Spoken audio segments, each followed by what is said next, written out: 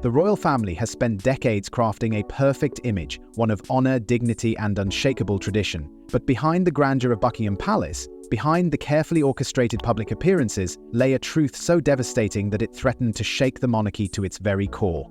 And now, after years of silence, that truth has finally surfaced. A revelation from Prince William himself, a truth so shocking that it forces the world to question everything they believed about his father, King Charles. It started with the BBC's Lord Dyson report, an investigation that ripped apart the carefully constructed narrative surrounding Princess Diana's infamous 1995 Panorama interview. The interview that gave Diana a voice, that allowed her to tell her truth, was built on deception. The report exposed a tangled web of lies. BBC journalist Martin Bashir had used fake documents, false promises, and manipulation to gain Diana's trust.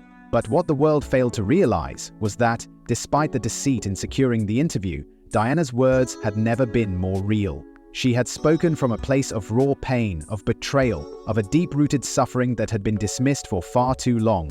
The monarchy had tried to bury her truths, to control the narrative, but the report had cracked open the door to secrets long kept in the shadows. And then there were the tapes.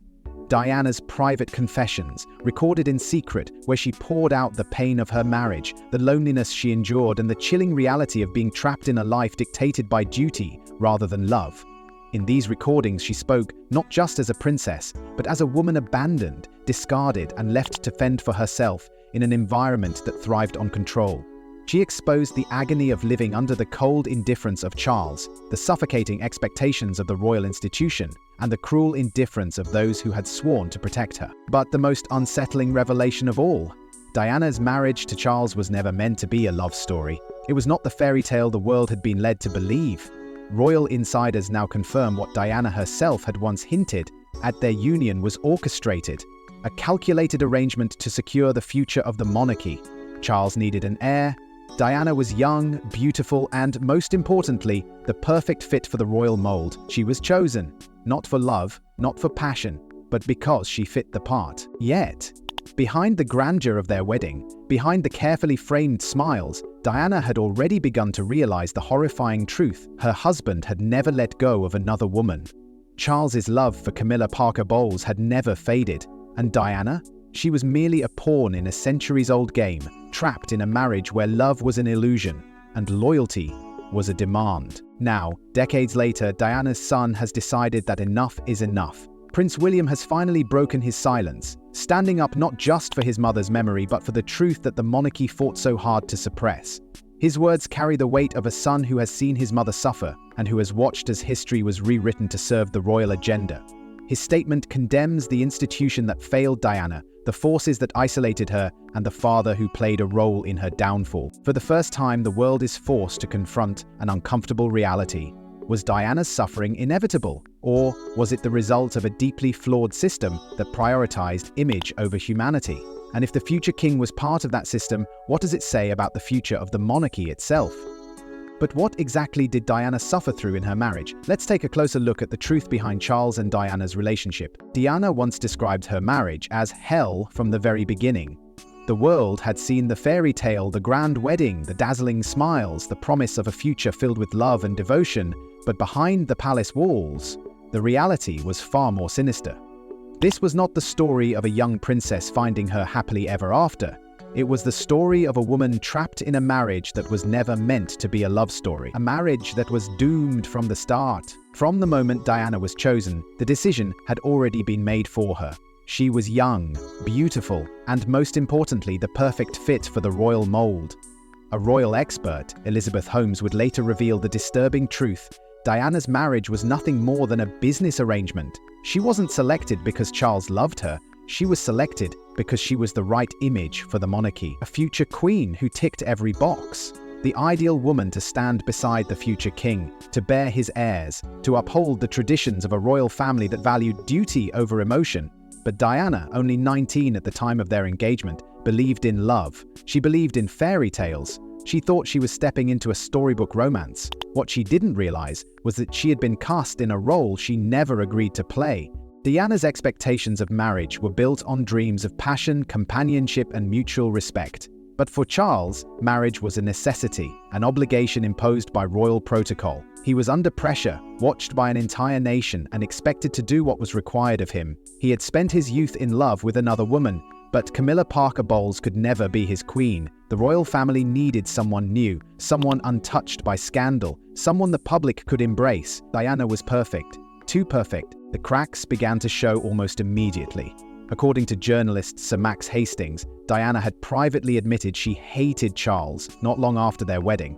What should have been a partnership became a prison. She realized that Charles had never let go of Camilla.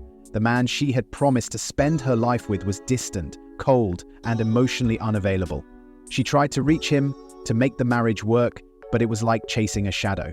No matter how much she tried, she was alone. Completely, devastatingly alone. The isolation took its toll. The pressure to be the perfect wife, the perfect princess, the perfect public figure was crushing. Diana found herself spiraling, trapped in a cycle of emotional distress and self-destruction. The world admired her beauty, but behind closed doors she was battling a secret war. Bulimia. It became her way of coping, of regaining some sense of control in a life that no longer felt like her own. The disorder consumed her both physically and emotionally. She suffered in silence, while the very family she had married into turned a blind eye. They knew. They all knew, and yet, no one helped. As Diana's struggles deepened, so did the tension between her and Charles. She wanted love. He wanted duty. She wanted connection. He wanted distance. The palace was supposed to be a home, but for Diana, it became a battleground.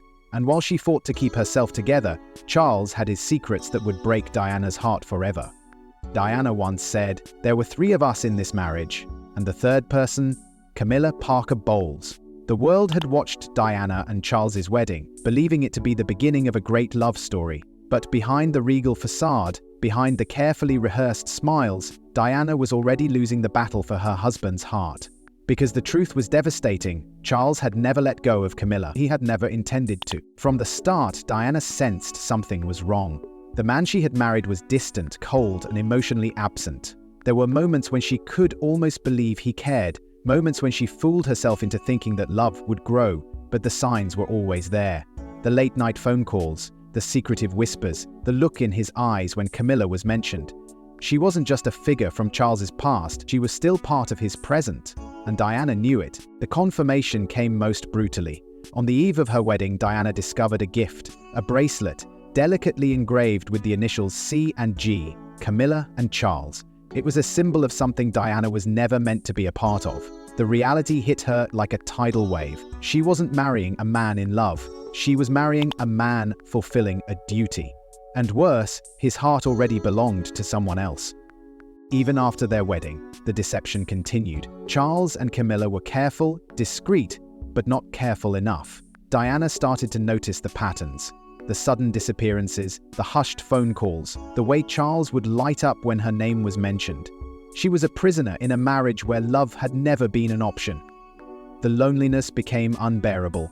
She tried to be the perfect wife, the devoted princess, the doting mother, but nothing was enough, because Camilla had always been there. And then, Diana did the unthinkable. She confronted her. At a party, surrounded by people who pretended not to see the tension, Diana walked up to Camilla and said the words that had been haunting her for years. "I know what's going on. Do not treat me like an idiot." The air between them was thick with unspoken truths, but Camilla did not deny it. She did not apologize. Instead, she told Diana that Charles would never leave her and that their love was deeper than anything Diana could understand. And in that moment, Diana realized she had never stood a chance. But the world refused to see her pain. The media, the monarchy, even the people who once adored her, they began to turn against her. She was labeled emotional, unstable, dramatic. The fairy tale princess had become a problem. But Diana was not delusional.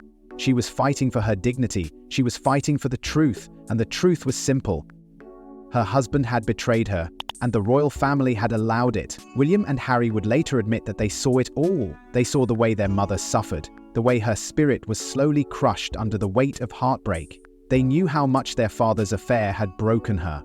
They were just children, too young to understand it fully, but they knew one thing for certain: their mother deserved better. But Charles and Camilla weren't the only ones keeping secrets. The entire royal family had something to hide. For decades, the royal family controlled its image with absolute precision, a dynasty built on secrecy, power, and the unshakable illusion of unity. But illusions, no matter how carefully maintained, can only last for so long. Diana knew this better than anyone. She had spent years trapped behind the palace walls, witnessing firsthand the ruthless mechanisms that kept the monarchy afloat. And when she realized the full extent of the deception, she did something that no royal had dared to do before. She recorded the truth. In secret tapes, hidden away for years, Diana laid bare the reality of her marriage, her fears, and the deeply unsettling truths about the man she once called her husband. Charles was not the strong, composed figure the world had been led to believe. According to Diana, he was insecure, anxious, and plagued by self-doubt. He feared the weight of the crown, questioning his ability to rule, unsure of his place in a future that demanded he lead a nation. Behind the regal posture was a man drowning in uncertainty.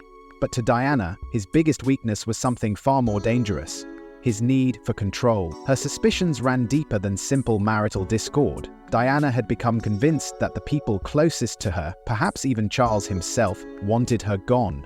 She believed she was being watched, manipulated, and ultimately silenced. In her recordings, she confessed a chilling thought that haunted her day and night, and that a terrible accident had been planned, that one day she would no longer be seen as an inconvenience because she simply wouldn't be there at all. And when she turned to the one person who could have protected her, she found nothing but indifference. The Queen, a woman who commanded an empire, dismissed her concerns. Diana begged for help, pleaded for understanding, but her cries were met with cold silence. The royal family had long perfected the art of looking the other way, and when it came to Diana, that indifference became a death sentence. They knew she was suffering, they knew about the bulimia, the emotional turmoil, and the deep, unbearable loneliness that consumed her. And yet, they did nothing. She was crumbling under the weight of expectations she could never meet, forced to live inside a palace that felt more like a gilded cage. The monarchy had built its legacy on duty, on tradition, on the unbreakable strength of the crown. But at what cost? How many lives had been sacrificed in the name of royal stability? Years later, Prince William and Harry would finally confirm what many had suspected all along. Their mother had been right to be afraid. The people who should have protected her Wandho, should have stood by her side, had abandoned her instead. The monarchy had chosen its survival over the well-being of a woman who had once been its brightest star. Diana had seen the truth, and that truth had made her dangerous. But there was one moment in Diana's life that changed everything. The day she became Charles's wife. The world watched in awe as Diana walked down the aisle, the embodiment of a real-life fairy tale. Dressed in an ivory gown, her veil flowing like a dream, she was the very picture of a princess stepping into destiny.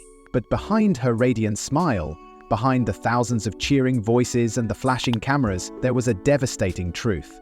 Diana did not want to marry Charles. And yet, here she was, trapped, powerless, moving toward a future she already knew would destroy her. In the days leading up to the wedding, doubt consumed her.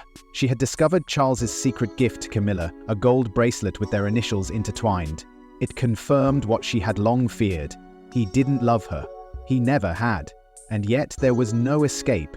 The weight of royal expectations, the pressure from her family, and the sheer impossibility of backing out at the last moment crushed her spirit. This wedding wasn't about love, it was about duty, and she had no choice but to go through with it. As she stood beside Charles at the altar, the moment every bride dreams of felt hollow. The vows were exchanged and the world held its breath. But one thing was missing. Charles had forgotten to kiss her. Whether it was nerves or an unconscious display of his true emotions, the moment passed in silence, and the world took notice.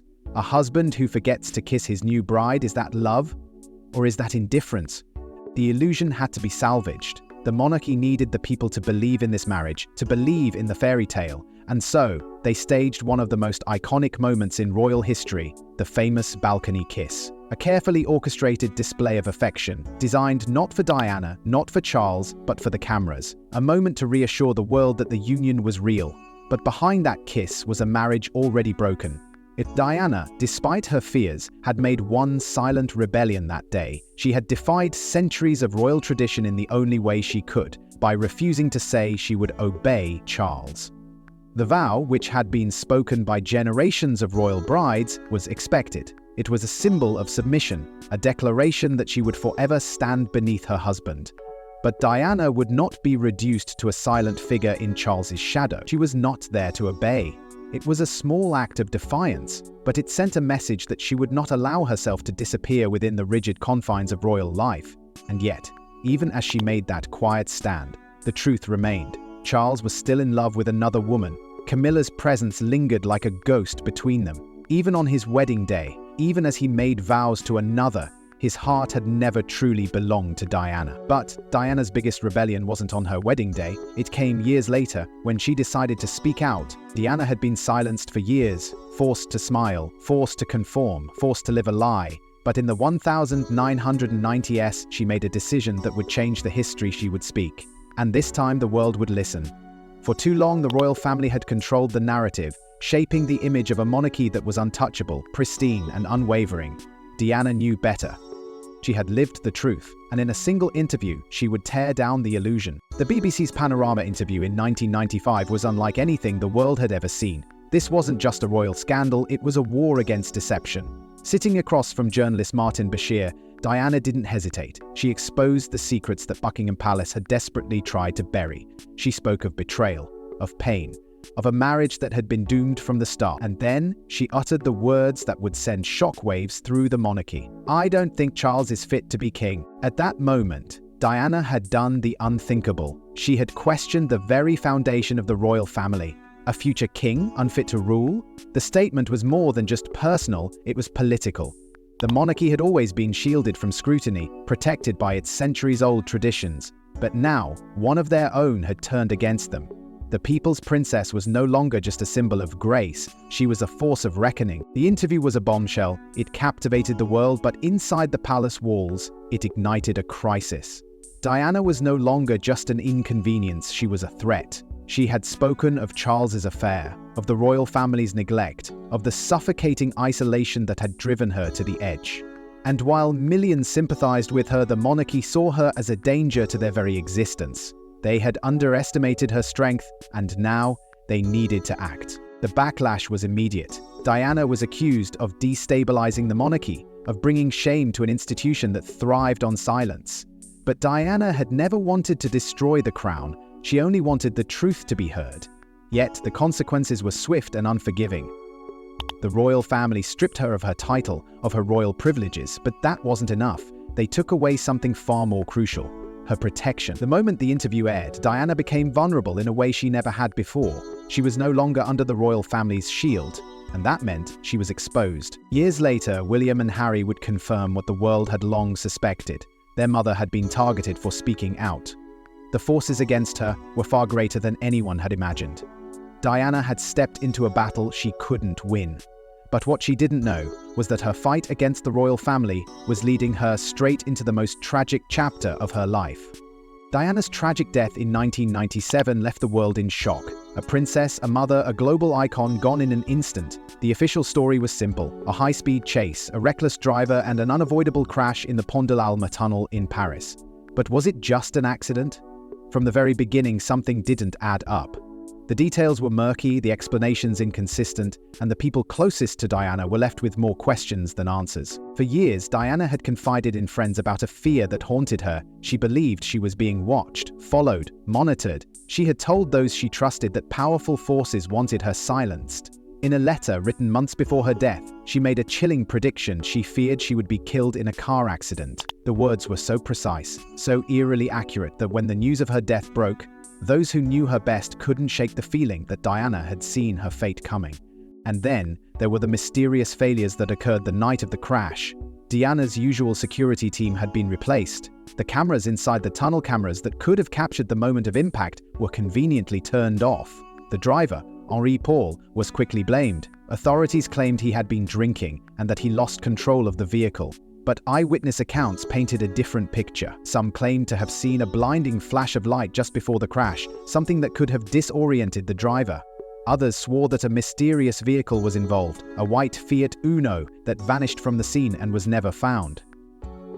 Too many loose ends. Too many unanswered questions. The official report dismissed the conspiracy theories, but the whispers never faded. Was Diana's death orchestrated?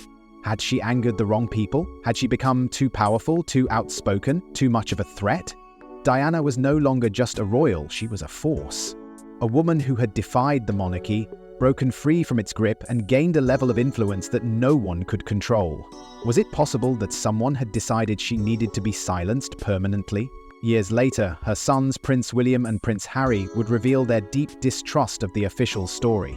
They questioned the events of that night, the inconsistencies, the missing evidence. Harry even admitted that he believed the circumstances surrounding his mother's death had never been fully investigated. The weight of their doubts only added fuel to the fire. If Diana's children didn't believe the official explanation, how could the rest of the world? To this day, the mystery lingers. Was it simply a tragic accident, or was it something more sinister? Many believe the royal family knows more than they're willing to admit. Too many coincidences, too many secrets. Diana had always been one step ahead of the truth, but when she got too close, did someone decide she had to be stopped?